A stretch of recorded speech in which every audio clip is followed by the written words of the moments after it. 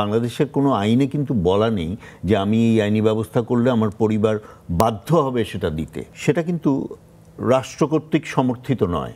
আমার পরিবার রাজি আছে, কিন্তু আমার গ্রামের মানুষ, আমার মহল্লার মানুষ, তারা বললেন না না এটা করা যাবে না। এই যে এক ধরনের বাধা, এই বাধাটা মানে এটা অজ্ঞতা প্রসূত এই বাধাগুলো।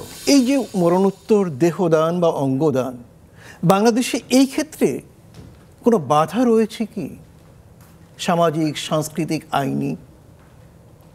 প্রথম বাধা যদি বলি সেটা হচ্ছে যে মানে আমরা যদি রাষ্ট্রের কাঠামোর কথা বলি, তাহলে রাষ্ট্র কাঠামোতে এই বিষয়টিকে উৎসাহিত করবার কোনো পরিকল্পনা কখনো দেখা যায় এখন পর্যন্ত, যেটা খুব গুরুত্বপূর্ণ।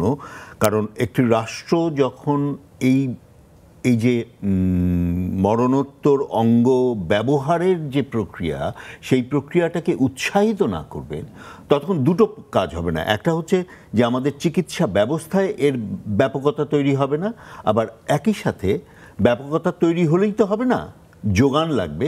সেই যোগানটাও মানে মরণোত্তর দেহ না হলে তো সেটা সম্ভব হবে না। এই প্রক্রিয়াটা কিন্তু রাষ্ট্রকে প্রধান ভূমিকা নিতে হবে।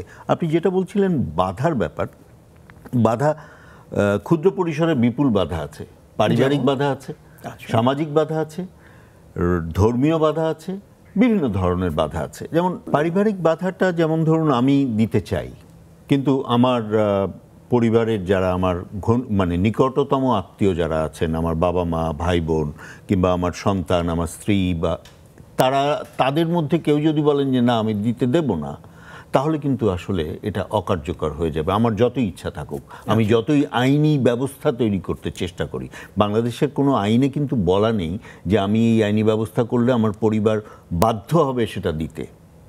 মানে আমরা যেটা করি, একটা ইচ্ছাপত্র বা একটা কি বলে উইলের মতন একটি ডকুমেন্ট আমরা তৈরি করতে বলি। সেটা বলবার একটা কারণ হচ্ছে যে মোটামুটিভাবে একটা আইনি ব্যবস্থা থাকলো, কিন্তু সেটা কিন্তু রাষ্ট্র কর্তৃক সমর্থিত নয়। আচ্ছা, আরেকটা জিনিস হচ্ছে যে পরিবার যদি না চায় আমি তো দিতে পারছি না, এটা একটা বিষয় গেল। সামাজিক বাধাটা ধরুন আমার পরিবার রাজি আছে, কিন্তু আমার গ্রামের মানুষ, আমার মহল্লার মানুষ, আমার পাড়া প্রতিবেশী, তারা বললেন না না এটা করা যাবে না, করলে কিন্তু তোমাকে এক ঘরে করে দেয়া হবে। এই যে এক ধরনের বাধা, এই বাধাটা মানে এটা অজ্ঞতা প্রসূত এই বাধাগুলো। আচ্ছা, এই অজ্ঞতাগুলোকে দূর করার, ওই যে আবার ফিরে আসি যে রাষ্ট্রের দায়িত্ব এই অজ্ঞতাগুলো। আচ্ছা, এই প্রসঙ্গে আপনাকে আরেকটা ছোট্ট সম্পূরক প্রশ্ন করি।